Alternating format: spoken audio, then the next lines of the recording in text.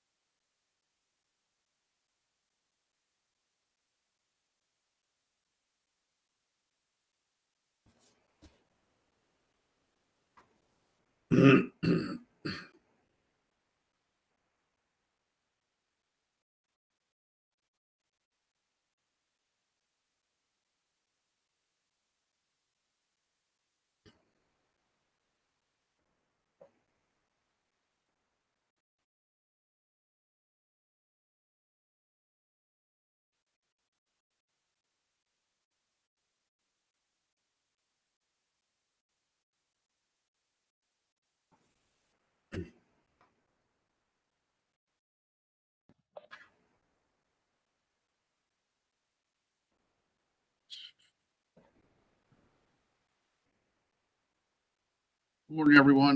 Looks like I think we got everybody. Doug, are you with us? Connie's gonna be with, I'm doing another one, but he'll be here Okay, are we ready to go? on the record. I'm sorry, say again, Doug? We're ready. All right. All right, we're on the record. Good morning, everyone. My name is Chuck McLean. I'm the Chief Public Utility Law Judge at the Maryland Public Service Commission. Today is September 14th, 2021. It's approximately 9 a.m. We're here for a pre-hearing conference in case number 9669, which is in the matter of the application of the Potomac Edison Company for a certificate of public convenience and necessity to rebuild the Dobbs Goose Creek 500 kV transmission line in Frederick and Montgomery counties, Maryland. We'll start with appearances. We can start with the company. Good morning, Your Honor. Robin Leone from Saul Ewing, Arnstein and Lear on behalf of the company. I'm accompanied by my colleague Greg Waterworth and also our client Jeffrey Trout. Good morning, ma'am. Mr. Fields? You're muted, sir. Morning, Your Honor. William Fields, the Office of People Counsel. Good morning, sir. PPRP? Good morning, Your Honor. Steve Tolson, Assistant Attorney General for the Department of Natural Resources Power Plant Research Program. Good morning, sir.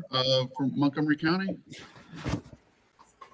Good morning. Lisa Brennan, Associate County Attorney for Montgomery County, Maryland.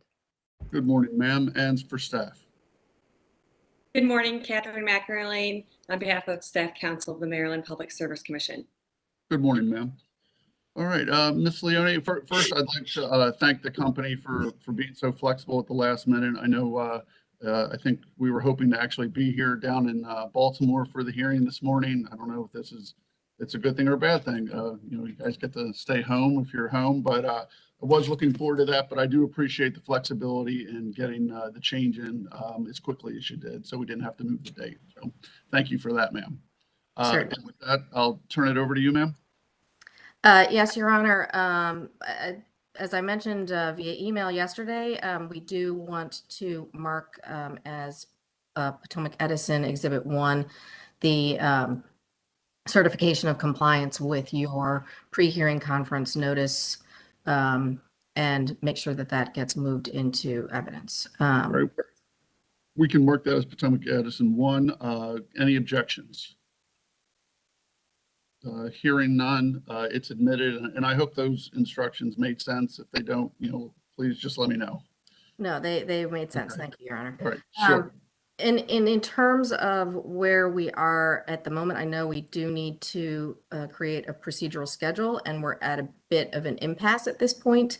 We had proposed a schedule back on August 6th. We got a reply from Mr. Tolson on, I believe it was the 10th, with an alternative proposal We accepted that, although it bumped out the dates quite a bit. I think we had ours with evidentiary hearings in February, and PPRP's was evidentiary hearings in June.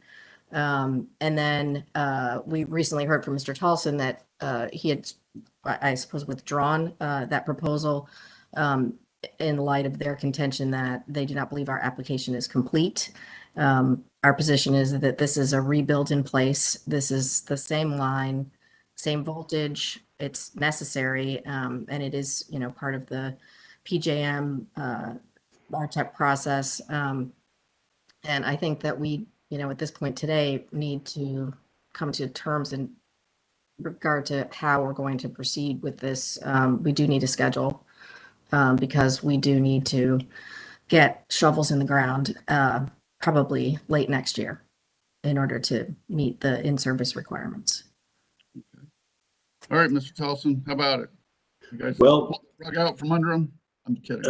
No, I mean, that's an accurate recitation of what we did. We proposed a date originally of March the 5th in good faith trying to do this, but when PPRP sent the application and materials out to its various integrators that handle different aspects of the review, we very quickly got a lot of requests for more information back. So on September the 2nd, PPRP filed data request number 1, which is almost 10 pages long. And that's not due to be responded to until this Friday, the 17th of September. And last Friday, I sent an email to counsel for the applicant basically saying, hey, look, since we're not going to have this information back in time to make a determination as to whether the application should be deemed complete to make a recommendation to you, I said we need to take back our March 5th date because we just don't know how what's going to be missing or what's going to be there, how detailed the responses will be. And, normally I think Monday would have been the date that 45 days after delegation to the judge that a completeness determination would be due. But obviously, if you get the responses late Friday night and they're voluminous and you have to respond on Monday, that's going to be a problem. So, this line, I don't believe ever had a CPCN originally. That's one of the data requests that's outstanding. They said it's been in service more than 40 years, which would have, if that was the case, it would have been covered after the 1971 changes to the law. But it's 15 miles of stuff. There's different types of towers. There's hills and dells and valleys and streams. I mean, PPRP always takes seriously its responsibility to look at these things and give a thorough recommendation to the PSC as to what conditions will ensure, public health, safety, everything else. So that's where we are. And what I would recommend at this point is that PPRP be allowed to receive the materials from the applicant, make a review of them, and then allow us to provide an update to you within, I don't know, a week to 10 days as to whether we believe we can set a procedural schedule or if we need a little more time for review, because the application at this point, as Ms. Leone said, is deemed incomplete by PPRP. Okay, so, and I believe you said the responses are due on the 17th of this. By my tabulation, I believe if Ms. Leone agrees with that date, That's correct, and we will be responding to each and every request by the end of this week.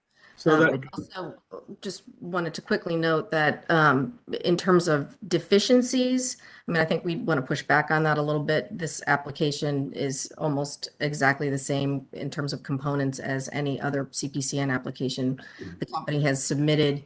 And in the data request, there was maybe 3 or 4 that cited to any sort of a regulation or the statute suggesting that something needed to be provided. And most of those citations were to 2079-0402, which actually says in the text that the information must be provided at the time of the application to the extent feasible.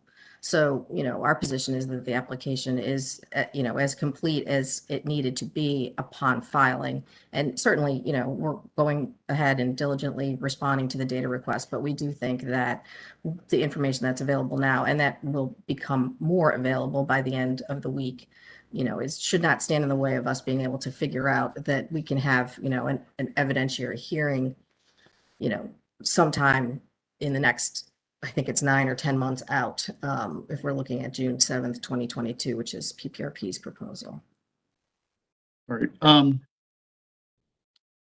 Okay, so if it's the 17th is a due date, so we're probably looking at a response time from PPRP, say 28th, 29th, Mr. Tolson.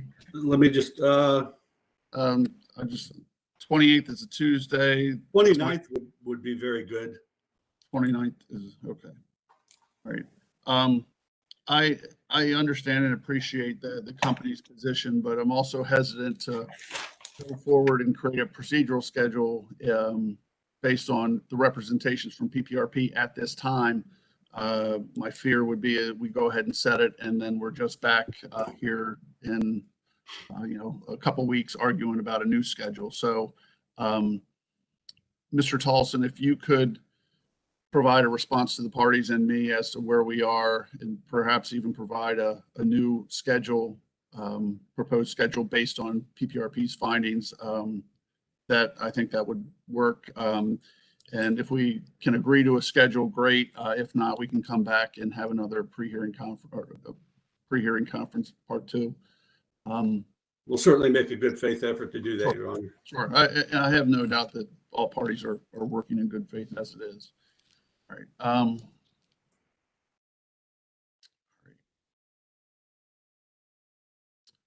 Anything else from the company, Ms. Leone?